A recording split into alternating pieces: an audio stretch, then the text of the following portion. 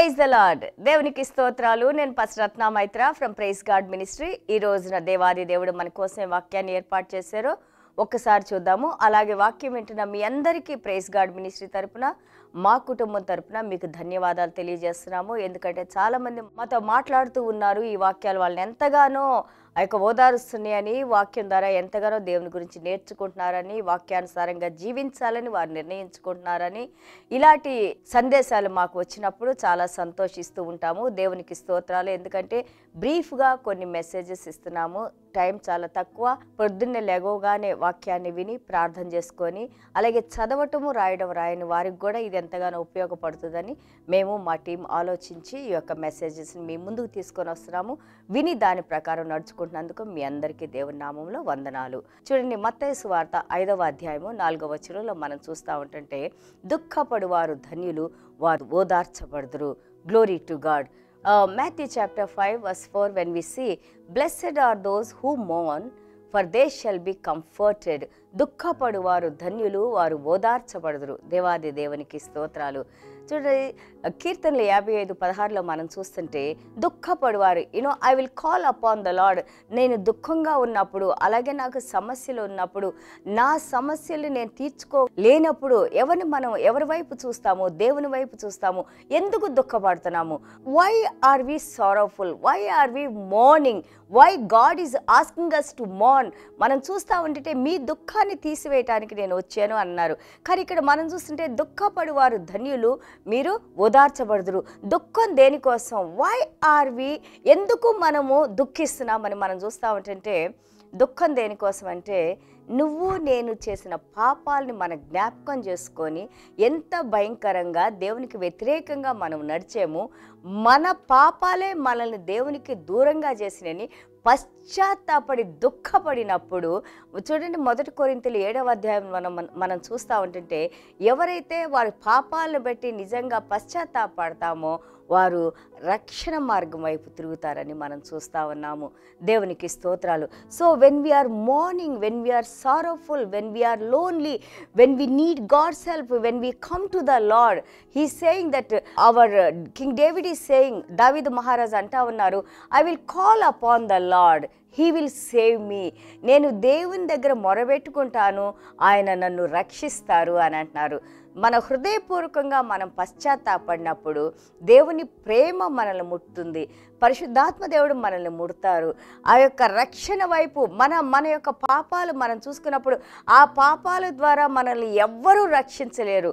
ఆ సిలువలో మరణించిన యేసయ్య మాత్రమే మనల్ని రక్షించగలుగుతారు. కనుక ఆయన పాదాల దగ్గరికి వచ్చి మనం దుఃఖించినప్పుడు, ఆయన మన కన్నీళ్ళను తుడిచి మన యొక్క పాపాలను క్షమించి మనల్ని రక్షిస్తారు అని బైబిల్ గ్రంథం చెబుతూ ఉంది. వారు ఓదార్చబడతారు.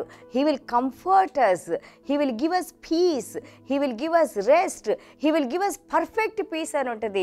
యెషయా గ్రంథం 26:3లో మనం చూస్తూ ఉంటుంటే, అలాగే యెషయా గ్రంథం 40:31లో మనం చూస్తుంటే, వెయిట్ అపాన్ ద లార్డ్, దేవుని కోసం వేచి ఉండండి. దేవుని కోసం వేచి ఉన్న వాళ్ళకి లీవ్ ఎలాగుండాలంటే, మనల్ని ఎన్ని సమస్యలు వచ్చినా కానీ, ఏ విధమైన కష్టాల్లో మనం ఉన్నా కానీ, దేవుని మీద ఆధారపడినప్పుడు మనం చూస్తాము, దేవుడు మాత్రమే చేయగలిగిన కార్యాలని మనం చూస్తాము. ఎలాగ దుఃఖపడమంటున్నారు చూడండి. మనం ఎప్పుడు మన ఇళ్లలో అంత భయంకరమైన దుఃఖం ఎప్పుడు వస్తుంది? ఎవరన్నా చనిపోయినప్పుడు మన కుటుంబాలన్నీ దుఃఖపడతా ఉంటాయి. అలాంటి దుఃఖాన్ని దుఃఖించమంటున్నారు. పాపాల కోసం అలాగ దుఃఖించమంటారు. ఎందుకంటే నువ్వు మరణించకుండా, సాతాను చేతిలో పడకుండా, నరకంలోకి వెళ్లకుండా నిన్ను రక్షించడానికి దేవుడున్నారు. నీ పాపాల కోసం నువ్వు దుఃఖపడి, నువ్వు ఎప్పుడైతే తండ్రి మీరు నన్ను క్షమించండి అని కన్నీళ్లతో దేవుని పాదాల దగ్గరికి వస్తావో, వారు మళ్ళీ తిరిగి సంతోషంగా లేడి వలె, పక్షిరాజు వలె మళ్ళీ మనం శక్తిని పొంది దేవుని దగ్గర మనం ఉంటామని యేసయ్య మనకి తెలియజేస్తూ ఉన్నారు.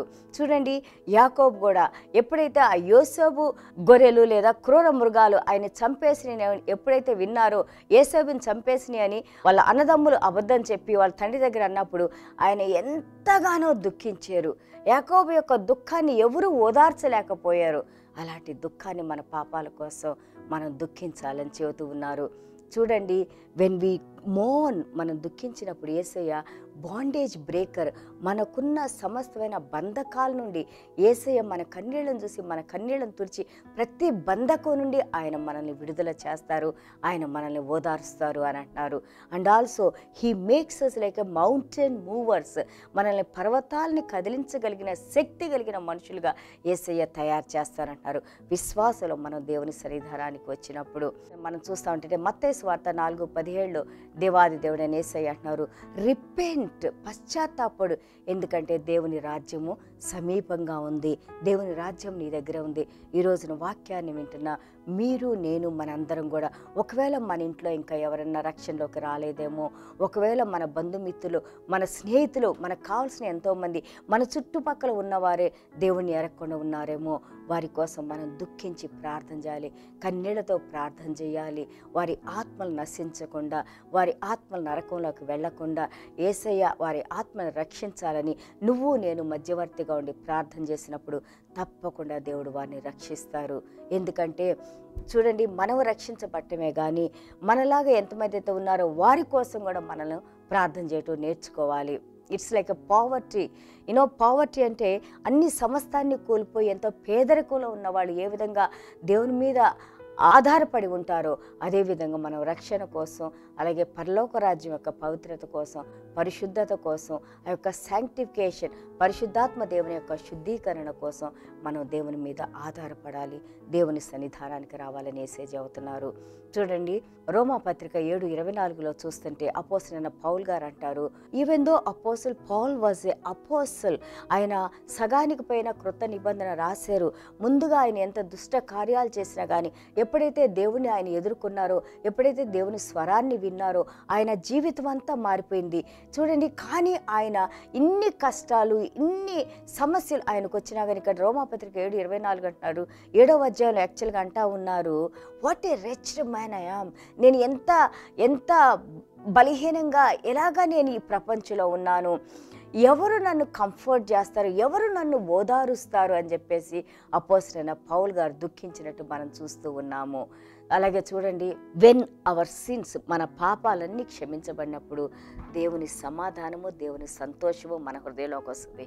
నేను ఎప్పుడు ఒక వ్యక్తిని, చాలా గొప్ప వ్యక్తి సాధు సుందర్ సింగ్ గారిని చూస్తాను.